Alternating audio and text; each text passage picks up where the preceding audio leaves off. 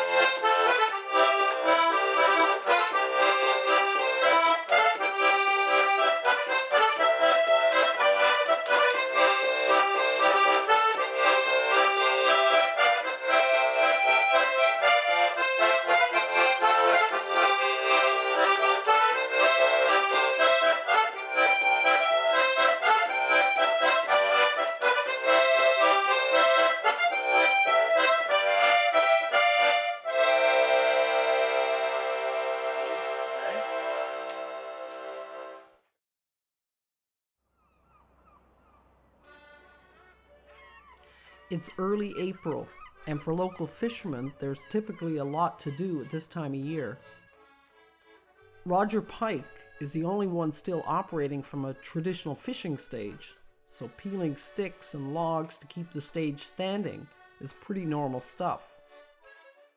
His is one of only 6 commercial fishing boats left in the harbor, compared to 40 or 50 in the 1980s. 2 local fishermen recently made big investments in new boats and gear, so they have a lot at stake. Here it is, early April, time to gear up for the crab fishery. It's the most lucrative fishery of the year, and it's what keeps the bills paid. Instead, these guys are looking at a virtual stop order as the fishery is put on hold like the rest of the world. Keep in mind, the crab season normally closes by mid-June as the shells start to soften and the crab are no longer marketable. So this is serious stuff. The fishermen continue to prepare their boats and gear, but at the same time they're almost frozen in motion. There's a lot of worry, and for the boat owners, there are a lot of business calculations going on. For these fellas, there's nothing but questions right now. Will the situation change in time for the crab fishery? Will the cod and other fisheries open at all? Or will there be a fishing season at all this year? Of course, it's not just the fishermen. The OCI plant employs at least 100 workers. They may not have the large boat payments, but they're just as worried about their livelihood right now. The only consolation is that everyone's in the same boat. So long as they keep their distance, of course.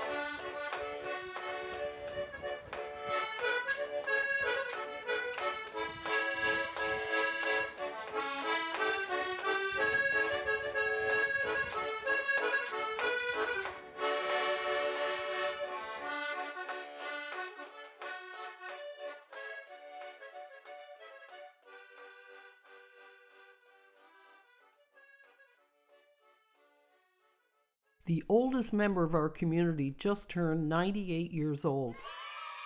Congratulations and happy birthday to Mrs. Mary Slaney.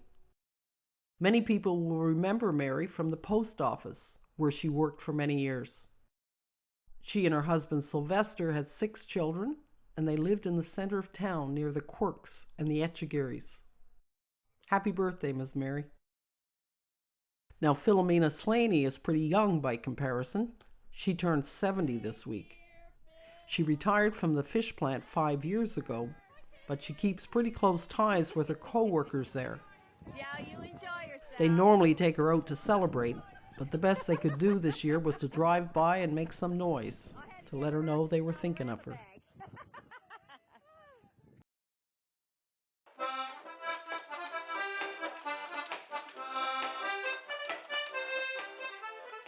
I guess everyone knows me pretty well. I'm Chris Slaney, Uncle Mick's son. I was a registered practical nurse in Toronto during the SARS outbreak. That was in 2003. And I worked in long-term care. I was the unit supervisor on a unit of 32 residents. My memories of SARS is that it was a pretty frightening experience for a lot of people. And for us as well, as even though we're medically trained, but it was new because no one really knew what they were working with. And people started dying, nurses and doctors and patients, and no one really knew why. And that was in March of 2003. And over the next month to 6 weeks, there was various areas of Toronto that had these outbreaks, and they still did not really know what they were dealing with, that they were dealing with a coronavirus, and it was highly infectious. And as staff members, we were basically wearing full suits. We had gloves, gowns, and masks. We didn't have the full face shield like they have now with this COVID-19. But the basic principles are the same. And our priority was to protect the residents and ourselves. Because if we became infected, then we passed it along through the chain of transmission. And for about 50% of our residents, they had Alzheimer's or different types of dementia. But for them, it was particularly frightening because we were fully dressed, our faces were covered, we had gloves and gowns which we would remove from time to time, and they didn't really understand what we were doing. So our job was to reassure them and to basically make them feel comfortable. And so from time to time we would remove the masks just so they could see our faces and provide some reassurance to them. Now, we didn't have any cases in long-term care, the one that I worked in at least, because we had a lockdown situation. The place was closed off to all visitors. We had no new admissions. We took all precautions that we possibly could, and the same as they're doing right now with COVID-19. And I just want to reassure people that now at least we know what we're dealing with.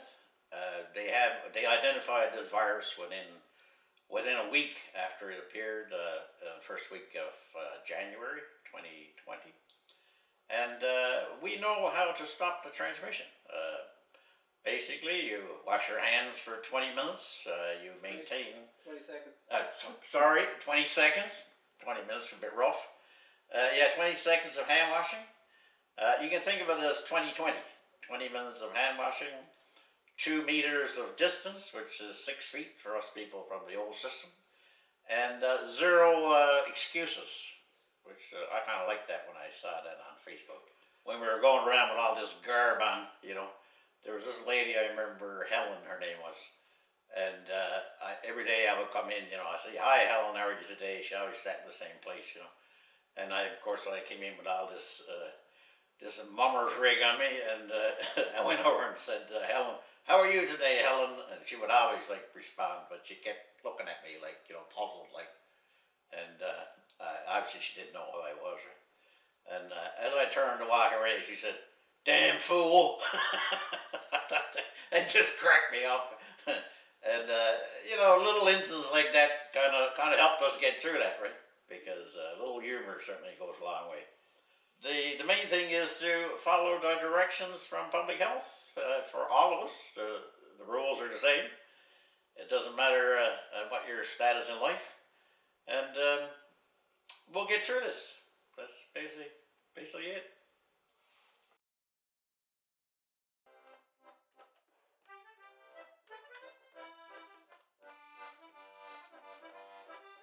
It's definitely early spring, and the streams are full as the snow melts. There's no social distancing rules here.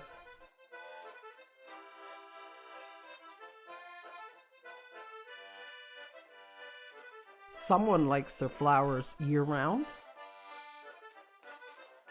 and birds of prey to keep an eye on things.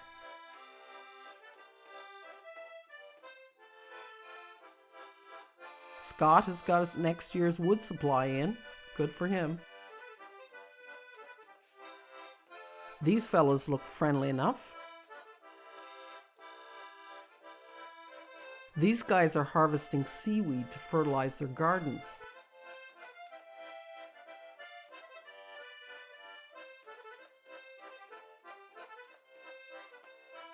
This is the best stuff, Irish moss, since it breaks down very quickly. But it only arrives on the beach in rare wind conditions, so you gotta be on the ball to get it. Take a load of that, will you?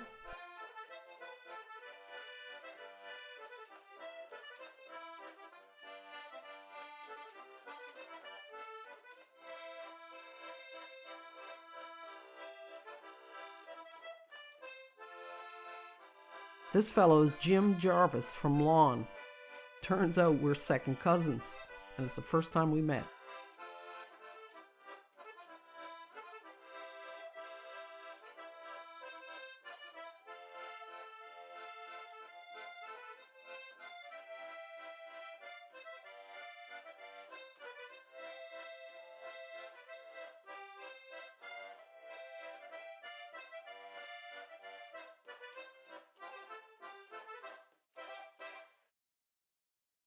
In February this year, St. Lawrence celebrated the 60th year of Mardi Gras.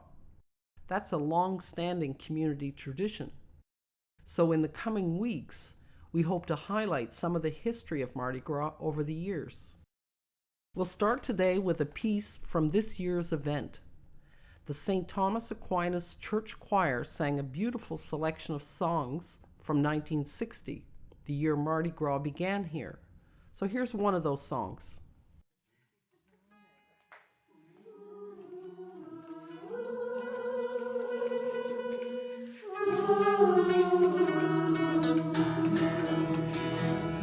It's now or never, come hold me tight, kiss me, my darling, be mine tonight.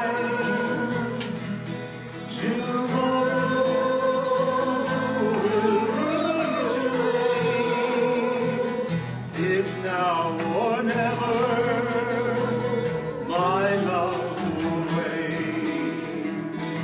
When I first saw you, with your smile so tender, my heart was captured, my soul surrendered.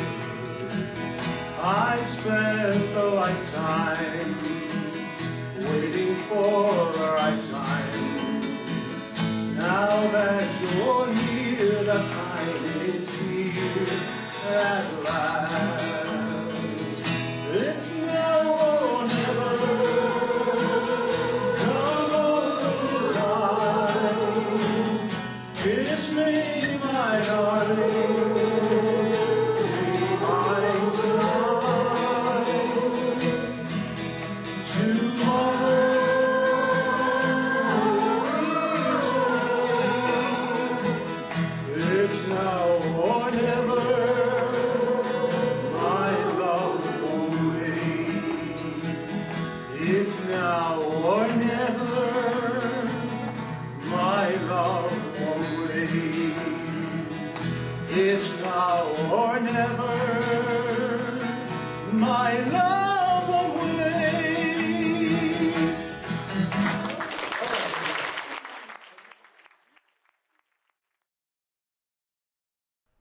That's it for this week, folks.